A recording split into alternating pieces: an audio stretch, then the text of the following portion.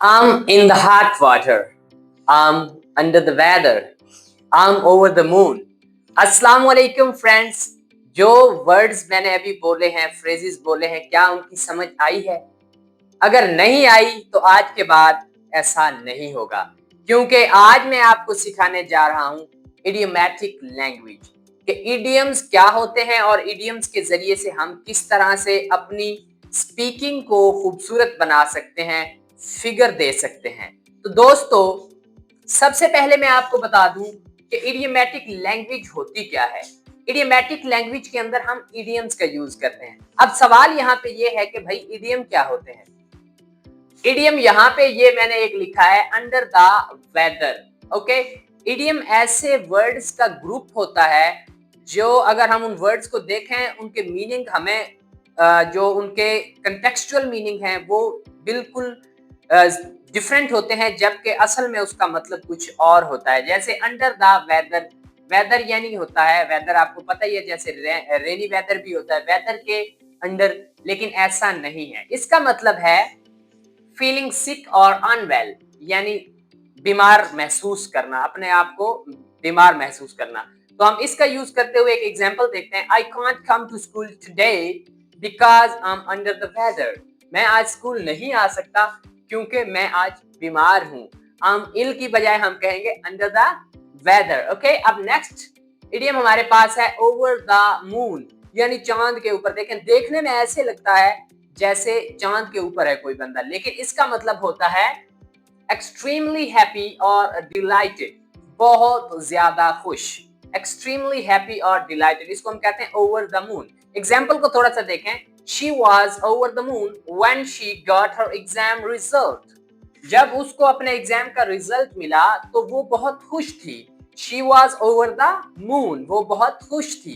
I am over the moon, मैं बहुत खुश हूं। ओके, तो दोस्तों, इस लेक्चर के अंदर मैं आपके सामने 5 ऐसे इडियम्स एक्सप्लेन कर रहा हूं जो हम डेली अपनी स्पीकिंग के अंदर यूज कर सकते हैं। मगर एक इंपॉर्टेंट बात, तकरीबन 20 मोस्टली यूज्ड इडियम्स जो हैं वो डिस्क्रिप्शन के अंदर आपको मिल जाएंगे। आपने डिस्क्रिप्शन में जाना है और आपको 20 मोस्टली यूज्ड इडियम्स जो हैं वो मिल जाएंगे। आते हैं थर्ड इडियम की तरफ, ऑन क्लाउड 9। ऑन क्लाउड 9 का मतलब होता है in a state of perfect happiness. इसका मतलब भी सेम ही है, ओवर द मून। ओके, यानी बहुत ज्यादा खुशी, मुकम्मल खुशी जब इंसान फील कर रहा हो तो हम कहते हैं ऑन क्लाउड 9। जैसे he was on cloud 9 after his team won the match। जब उसकी team after his team won the match, जब उसकी टीम मैच जीत गई, he was on cloud 9, तो वो बहुत ज्यादा खुश था। ओके, अब आते हैं इडियम नंबर 4 की तरफ, get cold feet। get cold feet, इसका मतलब होता है to suddenly become nervous or afraid about something।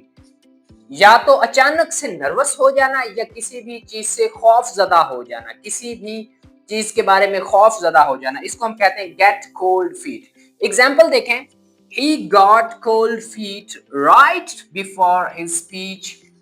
अपनी स्पीच शुरू करने से बिल्कुल पहले, right before his speech, he got feet, he got cold feet. ठीक है, इसका मतलब है कि वो बहुत ज्यादा नर्वस हो गया राइट बिफोर हिज स्पीच, अपनी स्पीच से पहले, and almost walked off stage, और स्टेज से तकरीबन उतर गया। ओके, अब हमारे पास जो 5वां और आखिरी इडियम है वो है burn the midnight oil. Burn the midnight oil, इसका मतलब होता है टू वॉक और टू वर्क और study very late into the night. रात के वक्त बहुत ज्यादा देर तक, मिडनाइट ऑयल। ओके, बहुत ज्यादा देर तक मेहनत करना, पढ़ाई करना। ठीक है, एग्जाम्पल देखें, I was burning the midnight oil. मैं रात को देर तक पढ़ रहा था। टू फिनिश द असाइनमेंट, अपनी असाइनमेंट को फिनिश करने के लिए, बिफोर द डेडलाइन, डेडलाइन से पहले।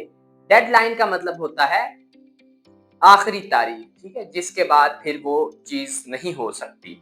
ओके, तो ये थे 5 इडियम्स जिनको आप अच्छे तरीके से तैयार कर लें और डिस्क्रिप्शन में दिए गए मजीद 15 इडियम्स भी कर लें, यानी 20 इडियम्स कर लें और आप इडियोमैटिक लैंग्वेज का अपनी डेली कन्वर्सेशन के अंदर, कम्युनिकेशन के अंदर, टॉकिंग के अंदर, स्पीकिंग के अंदर किसी से भी बात करते हुए इजीली यूज कर सकते हैं और आपकी जुबान जो है, आपकी जो स्पीकिंग पावर है, कॉन्फिडेंस है, वो बढ़ जाएगा।